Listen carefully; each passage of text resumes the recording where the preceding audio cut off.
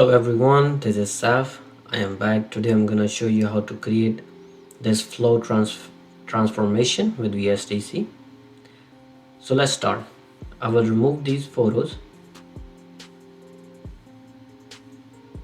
and let's add from the beginning.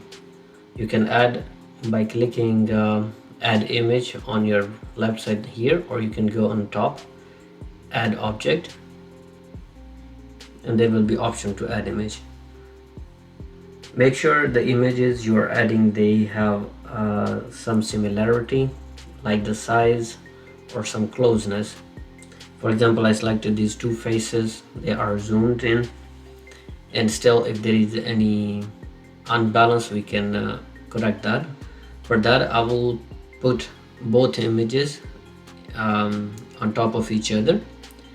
Then the one on top, I will select that image and reduce the opacity so I can see. Alright, so you can see the eyes are not matching, so I will crop these images in such a way they can be more closer. Also, if you see on the side of the images we have blanks that we will also cover too. So first of all, I will select the image that is on top, and then I will go in the menu. If you click, make sure your image is selected, click here and auto cropping. It will automatically fit in your image according to your scene width and height.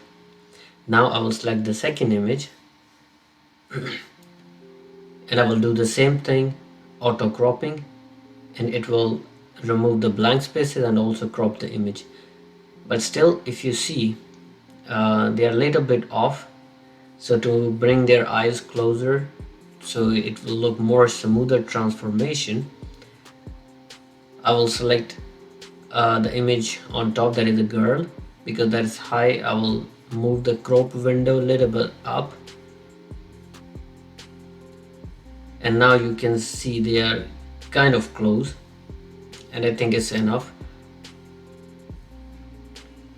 Now before we apply the transformation, I will select the top image and put the opacity back to 100%. Alright, now you will select the top image to apply the transformation transition. You can double click. Now you're inside the image. Now click on video effects, go to transitions, and go to flow transformation.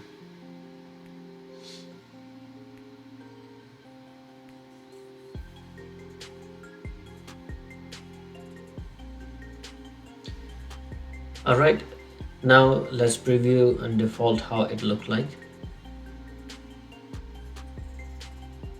Before that, let's align the images. Where the transition starts, we have to place the second image right after that. So I will move the second image where the cursor position we had. You can drag it manually, or you can also click a button automatically. Let me show you this one. If you click this one, it will arrange the image right after the cursor. Now where transition starts, there is the second image. Let's play how it looked like.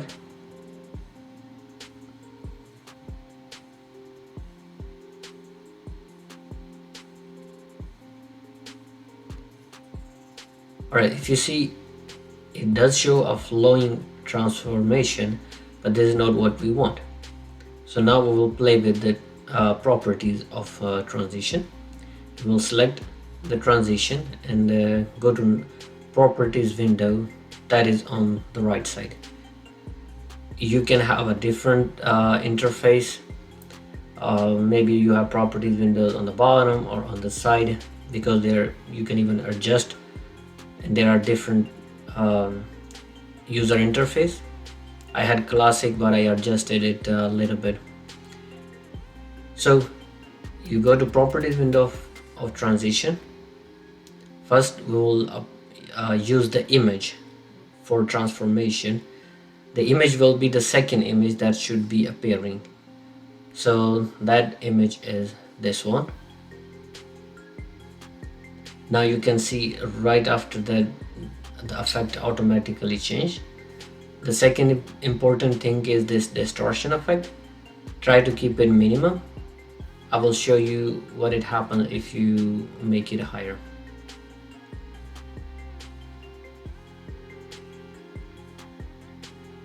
Now you can see that. So there's too much distortion.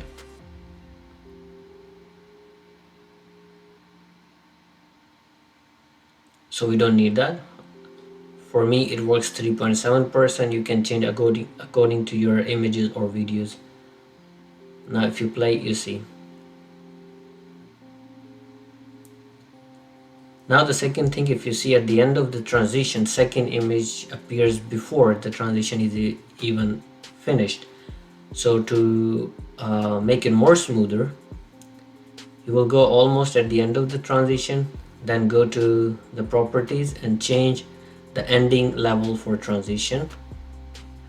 It can be around 75% or 80%. Now you can see at the end transition is smoothly changing from one image to the other.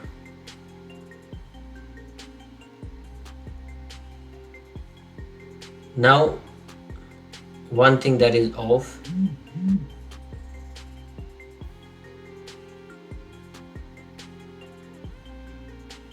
now one more thing we have to do is play with this borders, transparent edges. Transparent edges mean this distortion when happens. If you put transparent, then the image below one will start showing when transition is happening, but I will keep it for my upper image edges to stay there. And here you can create different maps of distortion. You can click randomly, it will show you different styles. So for me this one works better, so I will keep this one.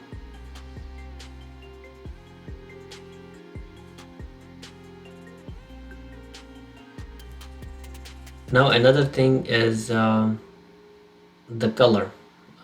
If you see, the second image is a little bit brighter than the upper image, so we will do the color grading or hue and saturation. Here I'm using adjustment for hue, saturation and brightness. I will apply to whole picture. Now first of all I will reduce the brightness, and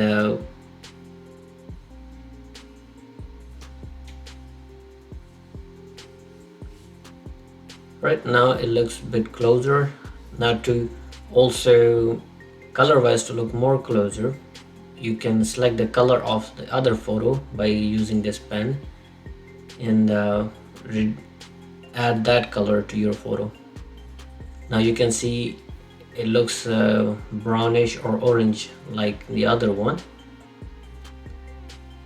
Now if you play, you can see how smooth it look like.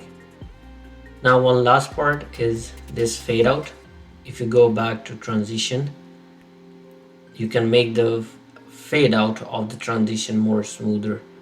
These are normally it is from 100 to 0, but I don't want this that abrupt, so I will use whatever suits for me. Here it suits to me as